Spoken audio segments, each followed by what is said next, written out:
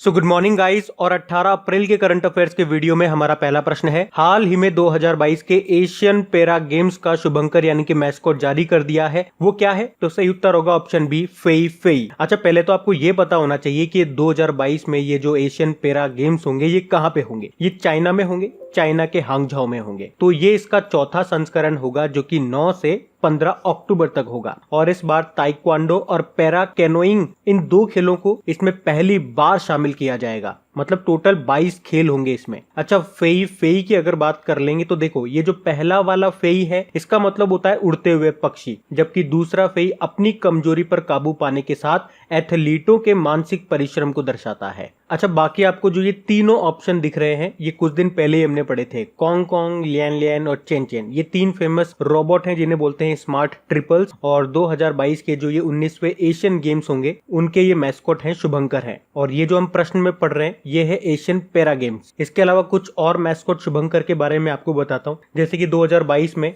China के Beijing में जो आपका विंटर ओलंपिक गेम्स होंगे उसके मैस्कॉट क्या है? तो विंटर ओलंपिक का मैस्कॉट है मुस्कुराता हुआ पांडा जिसे बोलते हैं बिंग ड्वेन ड्वेन। और विंटर पैरालंपिक के हैं चीनी लालटेन जिसे बोलते हैं श्वेन रॉन रॉन। जबकि इस साल के अंत में जो आपके नेशनल गेम्स होंगे गोवा में उसका मैस्कॉट होगा रूबीगुला, जो कि एक फ्लेम थ्रॉटेड बुलबुल है। याद रखना, ये फ्लेम थ्रॉटेड बुलबुल गोवा का स्टेट बर्ड है। और इस साल जो आपके टोक्यो ओलंपिक होने थे लेकिन वो स्थगित कर दिए गए 2021 तक के लिए, उसके भी मैस्कॉट याद रखो, वो एग्जाम में पूछे जा चुके हैं, मिराइतोवा और सोमाइती। तो इस प्रश्न से इतना याद रखना है, बढ़ते आगे। फिर है, हाल ही में आरबीआई ने किस बैंक का लाइसेंस रद्द कर दिया है? सही उत्तर होगा option C, Mhapsa urban cooperative bank of Goa limited. तो अभी हाल ही में आरबीआई ने Mhapsa urban cooperative bank of Goa limited का लाइसेंस रद्द कर दिया है। अच्छा, क्यों कर दिया है रद्द? क्योंकि बैंक के पास पर्याप्त पूंजी और कमाई की संभावना नहीं होने के कारण इसका लाइसेंस रद्द कर दिया गया है। ये बैंक गोवा में है। बाकी आरबीआई की बात करेंगे तो आरबीआई की स्थापना कब हुई थी ये याद रखना, प्रश्न कई बार पूछ लिया गया है।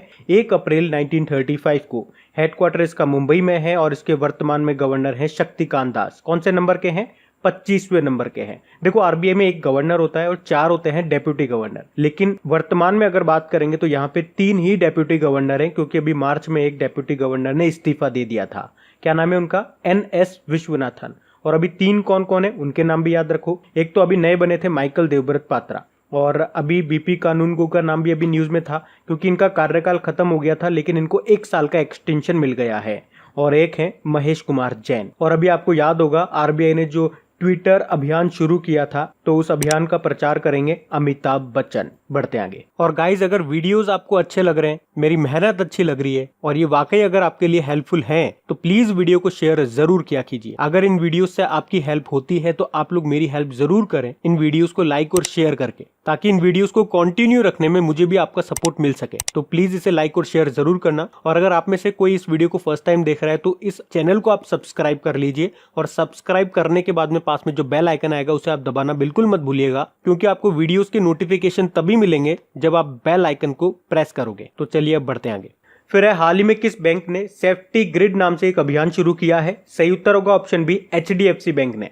तो अभी HDFC बैंक ने एक अभियान शुरू किया है ताकि सार्वजनिक स्थानों पर लोगों को सोशल डिस्टेंसिंग बनाए रखने के लिए प्रोत्साहित किया जा सके। वैसे तो अभी यह अभियान पायलट बेसिस पे कोलकाता में शुरू किया गया है, बाद में इसे धीरे धीरे और भी जगह शुरू किया जाएगा। बाकी आप जो यहाँ पे कर्नाटका बैंक देख रहे हो, अभी ये न्यूज में था क्योंकि इसके नए MD CEO बने थे, मतलब रीअपॉइंट किया गया था, इनको पुनः नियुक्त किया गया था। क्या नाम है उनका? महाबलेश्वर MS। बाकी AU स्मॉल फाइनेंस बैंक भी न्यूज में था, इसके भी MD CEO को रीअपॉइंट किया गया था, उनका नाम है संजय अग्रवाल। और भारतीय एक्सा लाइफ इंश्योरेंस के नए MD CEO बने थे, कौन? अभी पराग राज। तो ये नाम आपको याद रखने हैं। HDFC बैंक की बात करेंगे, स्थापना 1994 में हुई है, मुंबई में हेडक्वार्टर है और इसके MD CEO हैं आदित्य पुरी।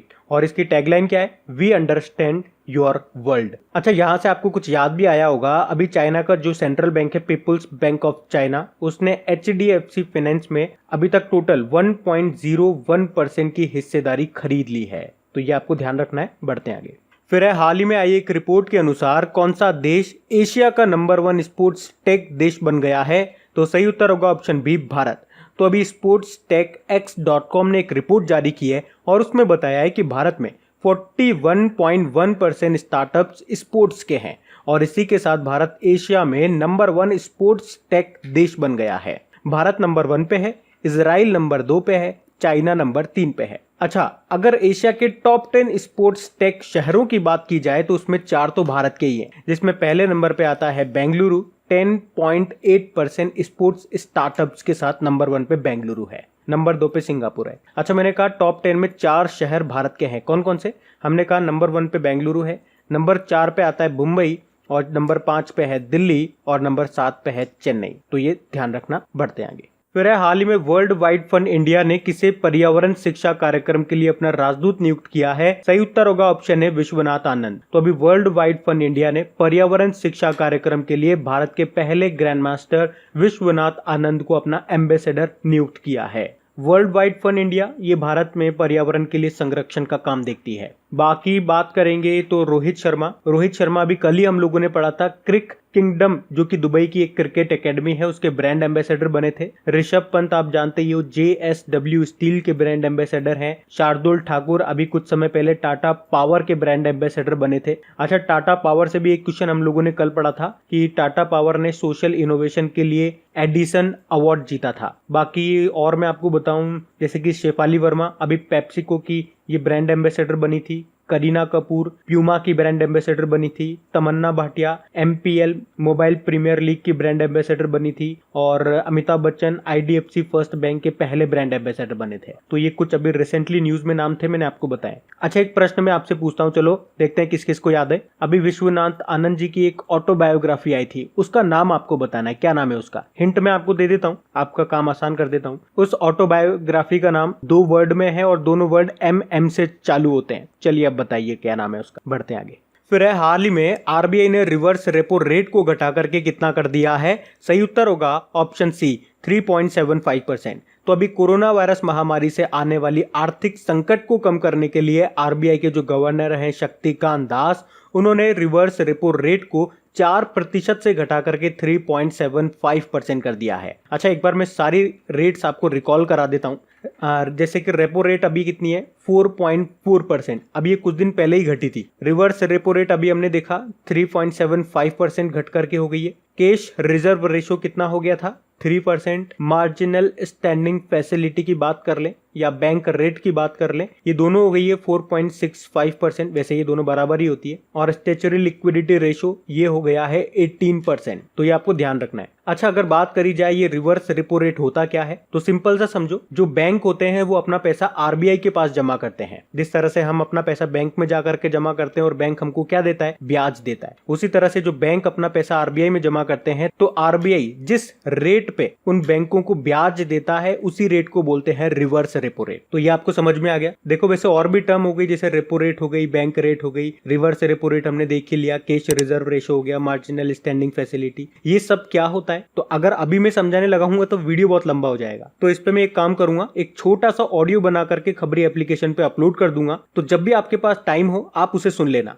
अभी अगर आपने सुना हो तो कल ही मैंने एंडेमिक, एपिडेमिक और पेंडेमिक, इनमें क्या बेसिक अंतर होता है, इस पे एक ऑडियो बना करके, छोटा सा ऑडियो बना करके अपलोड किया था। तो शायद आप लोगों ने सुना भी होगा। भाई अभी महामारी चल रही है, तो ये 3 टर्म आपने बहुत सुनी होगी, तो इनके बारे में आपको अंतर पता होना चाहिए। तो देखो, इसी तरह से जो इंपॉर्टेंट टॉपिक्स होते हैं जो अभी न्यूज में चल रहे हैं और जिनके बारे में आपको जानकारी होनी ही चाहिए, तो उन पे 3 से 4 मिनट का ऑडियो बना करके मैं खबरी एप्लीकेशन पे अपलोड कर देता हूँ। क्योंकि हर टॉपिक पे वीडियो बनाना पॉसिबल नहीं हो पाता है, वीडियो में बहुत टाइम लग जाता है, इसीलिए मैं उसका ऑडियो बना करके खबरी एप्लीकेशन पे अपलोड कर देता हूं। तो अभी तक आपने मुझे अगर खबरी एप्लीकेशन पे ज्वाइन नहीं किया है तो कर लीजिएगा। खबरी एप्लीकेशन का लिंक आपको नीचे डिस्क्रिप्शन में मिल जाएगा, या डायरेक्ट प्ले स्टोर से आप खबरी एप्लीकेशन डाउनलोड कर लो और वहां जाके आप सर्च कर लो अपना चैनल क्रेग जीके ट्रिक्स, और अपना चैनल आपको मिल जाएगा और वहां जाकर के आप मुझे फॉलो कर लो। फॉलो करने का बटन आएगा, वहां फॉलो दबा लेना, ताकि जब भी मैं ऑडियो अपलोड करूंगा उसका नोटिफिकेशन आपको मिल सकेगा। और फिर जब भी आपके पास समय मिले, कानों में ईयरफोन लगाओ और ऑडियो सुनते रहो और रिवीजन करते रहो चीजों का। बढ़ते आगे। फिर है, हाल ही में MTNL का CMD किसे बनाया गया है? तो सही उत्तर होगा ऑप्शन डी, PK पुरवार को।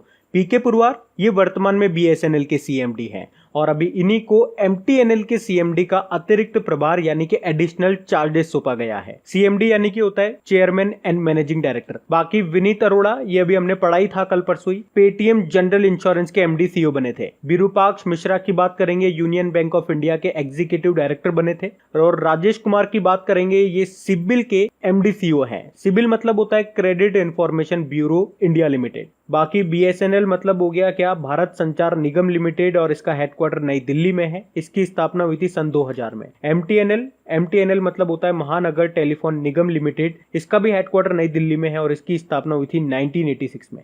फिर है हाल ही में वर्ल्ड हीमोफीलिया दिवस, ये कब मनाया गया? तो सही उत्तर होगा ऑप्शन बी 17 अप्रैल को। तो हर साल 17 अप्रैल को वर्ल्ड हीमोफीलिया डे के रूप में मनाया जाता है। हीमोफीलिया के बारे में आपको बता दूं, मान लो अगर कोई व्यक्ति हीमोफीलिया रोग से ग्रसित है, मतलब उसमें रक्त का थक्का नहीं जमता है, ब्लड कोटिंग नहीं होता है, आप उस व्यक्ति को एक पिन भी चुबा दोगे ना तो उसमें से खून निकलता रहेगा, खून रुकेगा ही नहीं क्योंकि रक्त का थक्का नहीं जम रहा ना, ब्लड कोट नहीं हो पा रहा है। तो इसीलिए हीमोफीलिया या फिर अनुवांशिक ब्लीडिंग डिसऑर्डर के बारे में जागरूकता बढ़ाने के लिए इसे हर साल 17 अप्रैल को मनाते हैं। अच्छा, इसे मनाता कौन है? वर्ल्ड फेडरेशन ऑफ हीमोफीलिया, जिसकी स्थापना की थी फ्रैंक श्राबेल ने, और उनका जन्मदिन होता है 17 अप्रैल को, इसीलिए इसे 17 अप्रैल को मनाया जाता है और इस बार ये इसका 30वां संस्करण है। अच्छा, यहां से एक और इंपॉर्टेंट क्वेश्चन बनेगा कि इसकी थीम क्या रही इस बार? तो इसकी थीम रही गेट प्लस इन्वॉल्व्ड। अच्छा, यहां से एक और प्रश्न बन सकता है एज ए स्टैटिक कि वर्ल्ड फेडरेशन ऑफ हीमोफीलिया, इसका हेडक्वार्टर कहां पर है? इसका हेडक्वार्टर है मॉन्ट्रियल कनाडा में। एक प्रश्न मैं आपसे पूछ लेता हूं,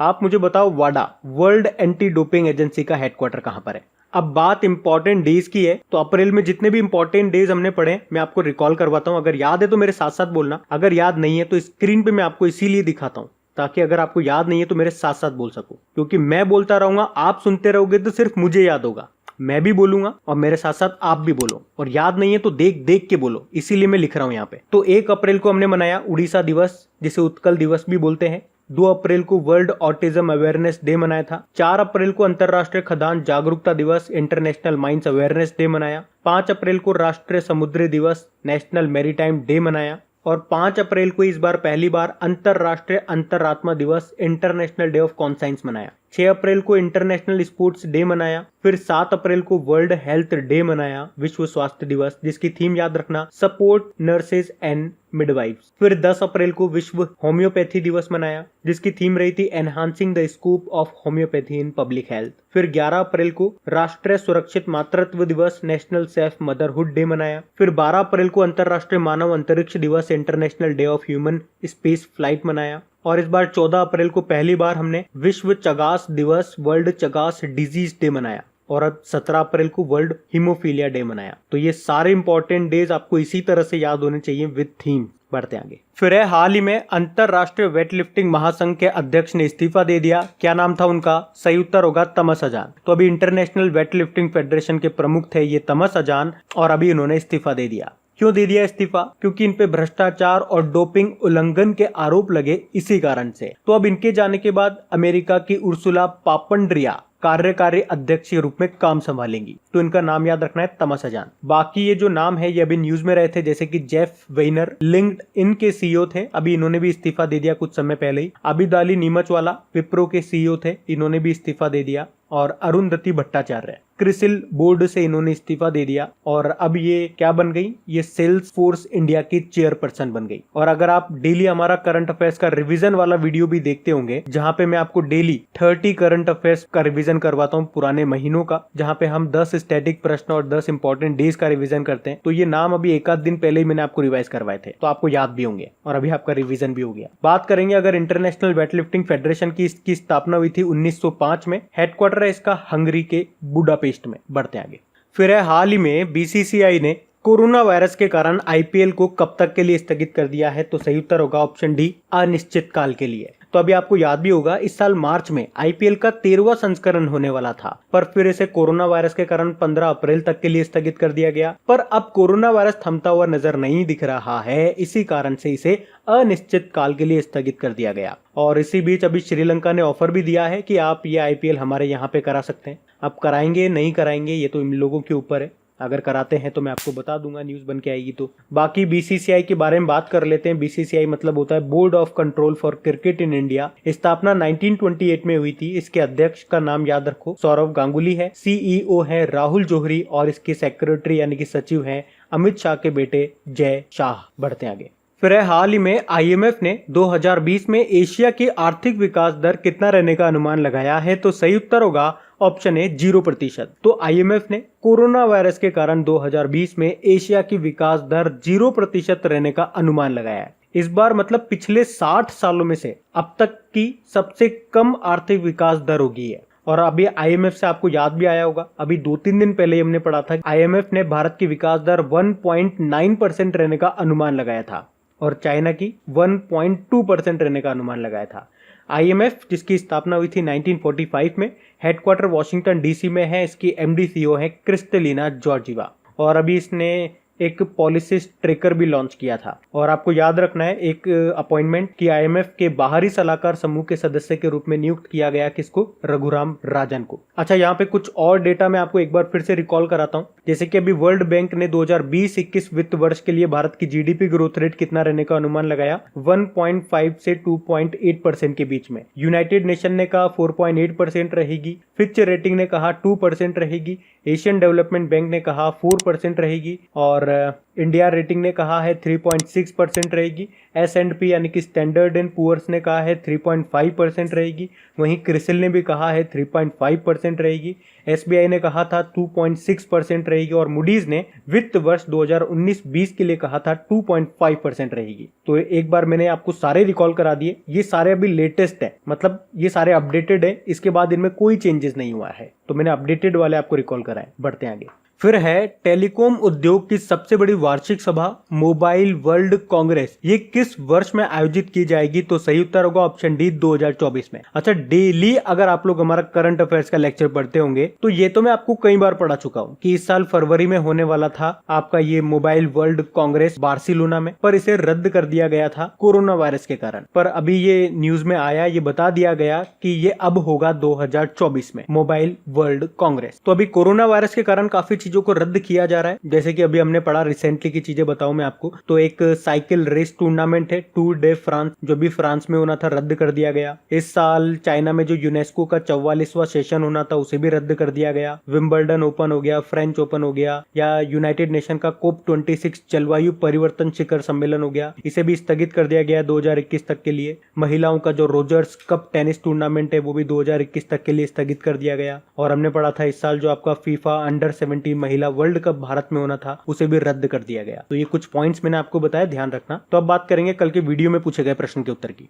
तो कल के वीडियो में आपसे पूछा गया था कि अभी कोरोना वायरस की पूल टेस्टिंग करने वाला पहला राज्य कौन सा बन गया है? तो सही उत्तर था ऑप्शन सी, उत्तर प्रदेश। आप सभी ने प्रश्न का बिल्कुल सही उत्तर दिया है।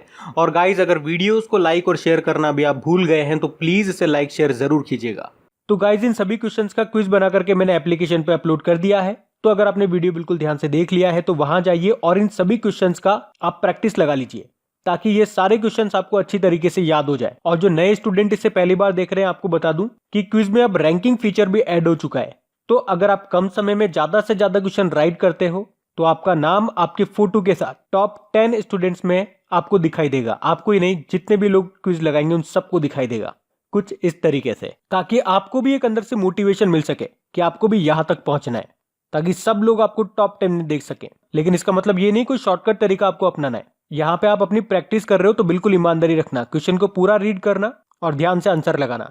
और वैसे भी आप तो आपके इन करंट अफेयर्स का रिवीजन करवाने के लिए मैं इसका ऑडियो भी तैयार कर रहा हूँ। तो दिन में 4 से 5 मिनट निकाल करके वो आप ऑडियो सुन लीजिए, ताकि आपका इन करंट अफेयर्स का फिर से रिवीजन हो जाए। क्योंकि आपको पता है चीजों को पढ़ना इंपॉर्टेंट है, लेकिन समय समय पर उनका रिवीजन करना बहुत ज्यादा जरूरी है। रिवीजन नहीं करोगे तो वो सारी चीजें आप भूल जाओगे। तो आप ही के लिए मैं इसका रिवीजन ऑडियो तैयार कर रहा हूँ। तो उस ऑडियो का लिंक मैंने नीचे डिस्क्रिप्शन में दे दिया है, वहां जाकर के आप मुझे फॉलो कर लीजिए। और फॉलो करने के बाद में पास में जो बेल आइकन आएगा आप उसे जरूर दबा लेना, ताकि जब भी मैं ऑडियो अपलोड करूँ उसका नोटिफिकेशन आपको मिल सके। और एप्लीकेशन अगर अभी तक आपने डाउनलोड नहीं किए तो उसका लिंक भी आपको नीचे मिल जाएगा। वहीं पे आपको क्विज, वीडियो, PDF सब मिल जाएंगे। तो इस प्रश्न का उत्तर आता है तो कमेंट बॉक्स में जरूर टाइप करिए। चलिए अब मिलते हैं करंट अफेयर्स के रिवीजन वीडियो में। Thank you guys.